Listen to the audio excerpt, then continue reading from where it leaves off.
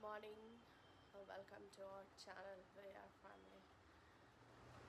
কথা বলতে পারছি না আমি, পুরো সাংঘাতিক মাথা দিয়ে ঘাড় দিয়ে এই সাইডটা দিয়ে সাংঘাতিক পেন।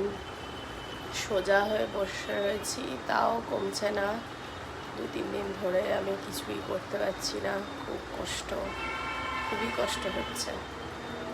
বুঝতে পারছি না, আমার এমনিতে ভার্টিগো তো রয়েছে, এটা ভার্টিগো থেকে হচ্ছে কিনা জানি না, নাকি স্পন্ডলাইটিস হয়েছে সেটাও বুঝতে পারছি না।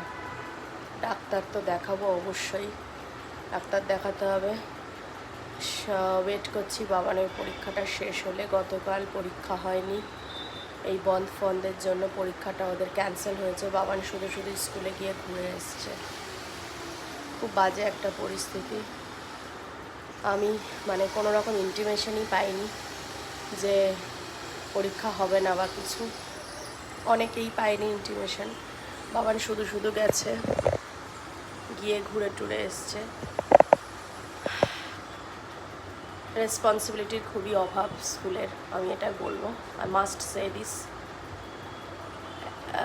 এরকম রেসপন্সিবিলিটির অভাব হলে যারা দূরে থাকে তারা শুধু শুধু গিয়ে, বাচ্চা আগের দিনকে যে অসুস্থ ছিল সে গিয়ে ঘুরে আসছে, এটা একটা খুবই বাজে জিনিস। স্কুলের একটা রেসপন্সিবিলিটি থাকাটা খুবই দরকার। সবাই হয়তো সমান নয়, কিছু কিছু লোকের জন্য না কিছু কিছু জায়গা খুবই নষ্ট হয়ে যায়, এটা হচ্ছে ব্যাপার। তো আমি এক্সপেক্ট করেছিলাম যে এগুলো অন্তত একটু ঠিক থাকবে, কিন্তু আমি দেখলাম এই যে এক্সপেকটেশনটা ভুল ছিল। কোনো রকম ইন্টিমেশন আমরা পাইনি, এবং উইদাউট ইন্টিমেশন এবারও গেছে। যে বাচ্চা আগের দিনকে 4বার ভমিট করেছে, তাকে যদি ইন্টিমেশন না দেওয়া হয়, সে যদি আবার গিয়ে ঘুরে আসে, কিছু বলার নেই। হাউ মাচ ইররেসপন্সিবল দে আর, সেটা কালকেই দেখে নিলাম। এত বড় একটা রেপিউটেড স্কুলের থেকে দিস ইজ নট এক্সপেক্টেড, আমি মাস্ট সে দিস। ওরা চলে গেছে, জলমুড়ি খেয়ে গেছে, আর আমি তারপরে একটু এসে শুয়েছিলাম। আমি উঠেছি, উঠে আমি একটু 1 কাপ কমপ্লান এই হরলিক্স খেয়েছি 2টো বিস্কুট দিয়ে, আর আমি কিচ্ছু খাইনি, বসে আছি। কিন্তু এখন চরম খিদে পাচ্ছে, প্রায় 11টা বাজতে যাচ্ছে, খুব খিদে পাচ্ছে। আমি এখন কি খাবো বুঝতে পারছি না। আর এখন সকালে তৈরি করে খাওয়ার আর কোনো ইচ্ছা নেই, কারণ একটু করে আমি এখন রান্না করছি, জাস্ট কাটাকুটি করছিলাম, দুপুরের খাবার করব সেই জন্য। আর আলাদা করে আমার জন্য একা আজকে এমন ভাগ্য, ম্যাগিও নেই, 2খানা ম্যাগি ছিল, ওদেরকেই করে দিয়েছি। তো সব থেকে বড়ো কথা, এখন আর সকালের খাবার তৈরি করার মতো আমার আর ইয়ে নেই। প্রায় 11টা বাজে, এখন আর আমি করবো না, কারণ আমি দুপুরের প্রিপারেশন করছি। যাই হোক, যা করব, এটা হচ্ছে ব্যাপার। অর্ণবকে আমি ফোন করলাম যে ফেরার সময় যদি পারো একটু কেক টেক কিছু একটু নিয়ে এসো, তাহলে যদি একটু খাই। জানি না কি করবে, বলছে আমি দেখছি। অ্যাকচুয়ালি যেখানে স্কুল সেখানে অ্যাকচুয়ালি আশেপাশে কিছু সেরকম দোকান নেই যে কিছু একটা কিনে আনবে, মিষ্টি টিষ্টি বা কিছুই নেই, ফাঁকা। এখন আসার সময় দোকান যদি কিছু পায় তাহলে আনবে হয়তো, দেখা যাক কী করে। অর্ণবকে যখন আমি ফোন করে বললাম বাবার 4বার ভমিট করছে, শরীর খুব খারাপ লাগছে, ওর টিচার ফোন করে বলেছে, ক্লাস টিচার, যে আপনি তাড়াতাড়ি চলে আসুন, Aritra is not feeling well. আমি জিজ্ঞেস করলাম যে has he completed his exam, বলছে যে no, is not completed, please come soon.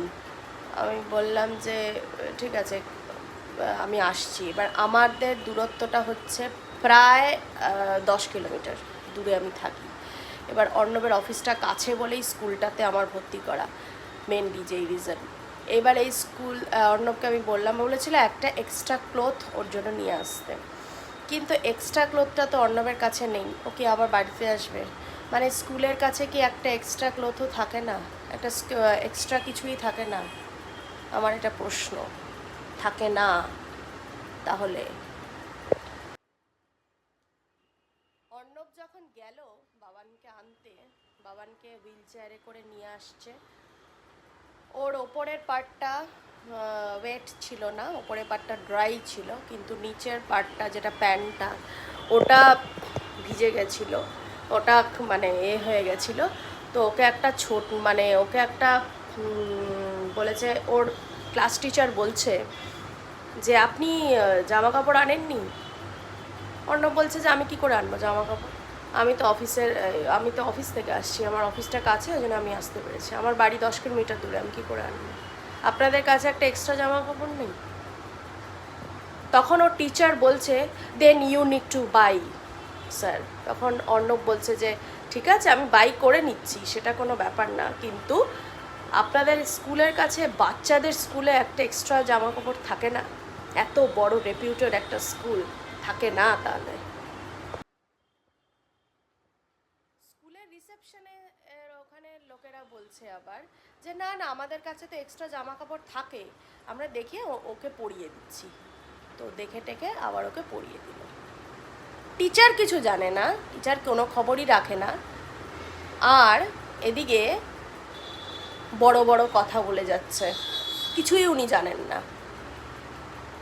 Rules যদি ফলো করতে হয় তো তোমাকেও রুলস ফলো করতে হবে, সব কিছুর একটা রুলস থাকে, সেগুলো ফলো করা খুব দরকার। তুমি টিচার হয়ে কিছুই খবর রাখো না, কিছুই জানো না, এটা তো হতে পারে না। বহুদিন ধরে পড়াচ্ছ এখানে, 10-12 বছর ধরে পড়াও স্কুলে, কিছুই জানো না। এদিকে কন্টিনিউয়াসলি এটা লাগবে, ওটা লাগবে, সেটা লাগবে, স্কুলে ভর্তি করার পর থেকে এটা করতে হবে, ওটা করতে হবে, আপনাদের তাড়াতাড়ি করে আপলোড করুন, এটা করুন, সেটা করুন, হ্যান করুন, ত্যান করুন, কন্টিনিউয়াসলি বলে যাচ্ছে। কিন্তু এত ইররেসপন্সিবিলিটি ওনার মধ্যে কেন? এত ইররেসপন্সিবল কেন? একটা সিনিয়র, একটা এজেড একজন টিচার, তার কাছ থেকে কি আমরা এগুলো এক্সপেক্ট করব? একজন সিনিয়র টিচার, একজন এক্সপিরিয়েন্স টিচার উনি, হ্যাঁ, বহু বছর ধরে এখানের সাথে অ্যাটাচড রয়েছে, তাহলে আমরা কি তার কাছ থেকে এই ধরনের ইররেসপন্সিবিলিটিগুলো এক্সপেক্ট করব? হ্যাঁ, এটা আমার ঠিক ভালো লাগেনি, একদম খুবই খারাপ লেগেছে। ইভেন অর্ণব খুবই বিরক্ত এই ব্যাপারটাতে, প্রচণ্ড বিরক্ত। তার মধ্যে গতকাল আমরা কোনো ইন্টিমেশন পাইনি, সেটা অবধি দেওয়ার কোনো প্রয়োজন মনে করেনি, কোনো রকম ইন্টিমেশন দেয়নি, বেচারা গিয়ে আবার ঘুরে এসছে, খুব খারাপ। এই দেখো নিয়ে চলে এসছে মিষ্টি হাট থেকে, কি এনেছে দেখি। তো সে আবার মালপোয়া এনেছে, আর এটা এনেছে মালপোয়া আছে, এখানে আছে কচুরি, না কচুরি তো কি এটা, কচুরি কারণ হবে, আর এই যে তরকারি, আর এখানে বাবান একটা কি এনেছে। বাবান এটা কি এনেছিস? পনির, পানির রোল না কি একটা আবার নিয়ে এসছে, দেখি আমি একটু খাই। 4 পিস ছিল, 2 পিস আমি নিয়েছি গরম করে, এদেরকেও দিলাম 1 পিস করে, ছেলে 1 পিস, অর্ণব 1 পিস। এখন এতগুলো আমি খেতে পারবো না। এর সাথে দিয়েছে হচ্ছে আলুর দম, ডাল পুরি, অ্যাকচুয়ালি কচুরি না, ভালো খেতে, টেস্টটা ভালো, ভালো জিনিসের ভালোই হয়। আর এখন একটা খাই, এতগুলো খেলে এখন দুপুরে আবার খেতে পারবো না আমি।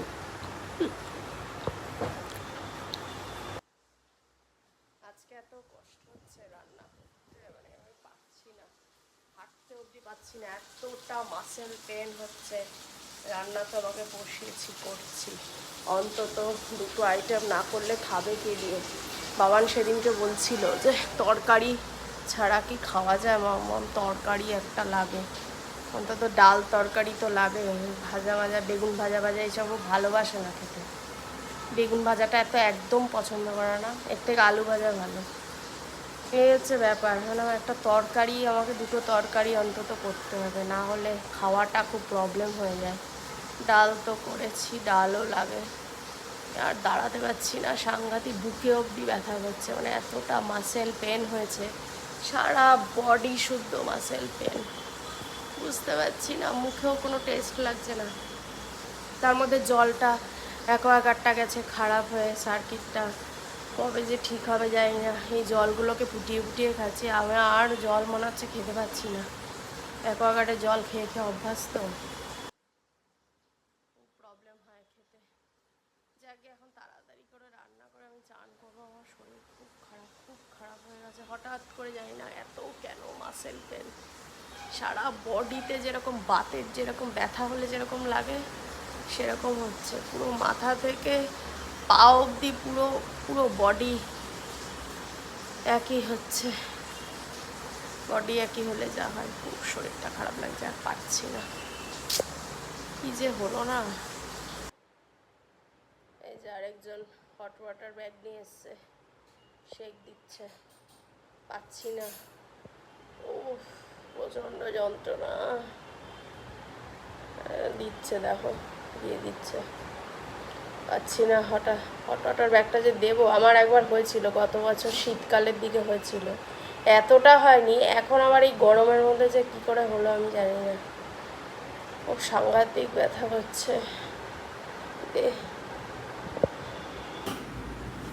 চলো খেতে দিয়ে দিলাম বাবানকে, ভাত দিয়েছি। পেঁপে সেদ্ধ খাবি? হ্যাঁ, এক টুকরো তাহলে খা। আর হচ্ছে এখানে করছি ডাল, ডাল মুসুর ডাল, শসা আছে, লেবুটা লেবু পুড়িয়ে গেছে। এটা হচ্ছে আলু ঝিঙে করেছি। আর এখানে করেছি হচ্ছে পটল আলু দিয়ে চিংড়ি মাছে, একটা ছিল চিংড়ি মাছ। এই হচ্ছে চিংড়ি মাছ আলু পটল দিয়ে, ছোটো ছোটো একটা। কোথায় গেল? এই যে, চলো বাবান খেয়ে নিই, তারপর আবার খেতে বসবো। ভীষণ শরীর খারাপ দেখে বুঝতে পারছি। আলু ভাজা করতে এসেছি আজকে, আলু ভাজা রুটি রাখতে। কালকে বাংলা পরীক্ষাটা যেটা পোস্টপন হয়ে গেছিলো গতদিন, কালকে হয়ে শেষ হবে, তো রুটিটা আজকে অর্ণব কিনে এনেছে, আমার আর বানানোর ক্ষমতা নেই, খুশকো খুশকো চুল। চলো আজকের মতো ব্লগটা এখানে এন্ড করবো। ভালো লাগলে অবশ্যই লাইক শেয়ার করো, পাশে থেকো, সাপোর্ট করো। ইউটিউবে যারা দেখো, ইউটিউব চ্যানেল উই আর ফ্যামিলিকে সাবস্ক্রাইব করো, আমাদের ফেসবুক পেজ উই আর ফ্যামিলিকে ফলো করো। গুড নাইট, সবাই ভালো থেকো, সাবধানে।